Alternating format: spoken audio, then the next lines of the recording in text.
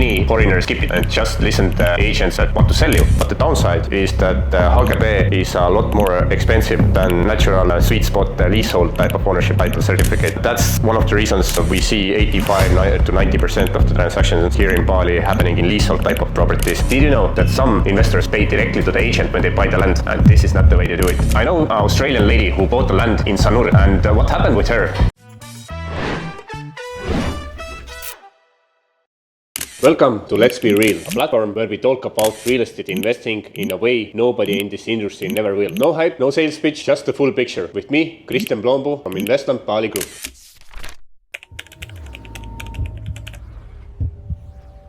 Second most common ownership title certificate here in Indonesia is HGB or HGB. HGB is a freehold type of property ownership title where the foreign-owned company can hold the ownership title for up to 80 years. And there's another thing to keep in mind. You can actually sell the HGB title to a local who then can convert it to a completely normal type of freehold title certificate that we are used to in Europe. So it has multiple benefits. But the downside is that HGB is a lot more expensive than natural sweet spot leasehold type of ownership title certificate. That's one of the reasons we see 85 to 90% of the transactions here in Bali happening in leasehold type of property certificate, not HGB, because the entry point is just so much higher, which converts to lower yield, as the rent price is still the same. Doesn't matter whether it's leasehold or HGB. If you want to invest in Bali, then why do you invest here? You want higher yields than Europe. So definitely our choice today is a leasehold type of property,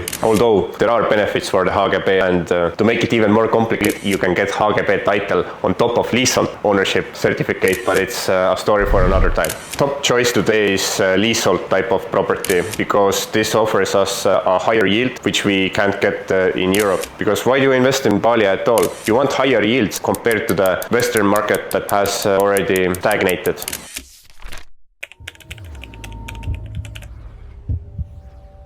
Did you know that some investors pay directly to the agent when they buy the land? And this is not the way to do it. You should always pay to the landowner or the one who holds the certificate. So do proper due diligence. Don't pay to some random middleman, but pay to the actual certificate holder. That's the proper way to do due diligence and avoid mistakes. Also, make sure the certificate is valid. And what else to keep in mind is that many foreigners skip it and just listen to the agents that want to sell you. And that's normal. Their agent's ultimate goal and task is to sell you, and your task is to question them. Is what they're selling actually true? And it's a normal process. Everybody have to do their job. Why you shouldn't do it?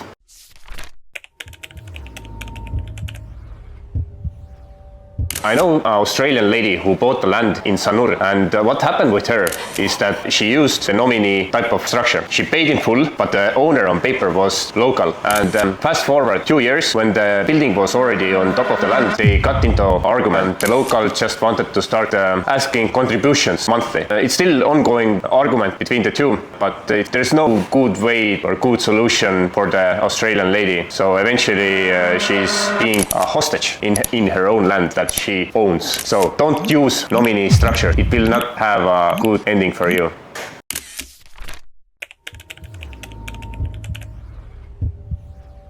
Actually, leasehold is not so unfamiliar to Western world at all. If you look at, for example, UK, most of the land is rented from the royal family to the people who build their buildings and houses and commercial and everything on top of it. And in Estonia also, if you look at the land and what are the different ownership titles, you're gonna have actually build right for a time of period. For example, in the city center of Tallinn, there is Viru Center, like a landmark project in the heart of Tallinn, and it is actually build rights for 89 years. When they built it. I'm not sure how long it's still valid this day. Sum up today's episode. What we learned is do proper due diligence on the title certificate you're gonna purchase. Alright guys, that's it for today. I hope this will help you understand how to structure a deal, what type of certificate titles you can own, and which is the best one for you. If you have any questions, please drop them down below in the comment section. I will read everything through and answer every single comment. And also another favor to ask, please subscribe our channel. And also another favor I would like to ask you guys, if you like this kind of content, please subscribe so you never miss an episode we're gonna publish. Thanks for watching until the end, and see you on the next episode of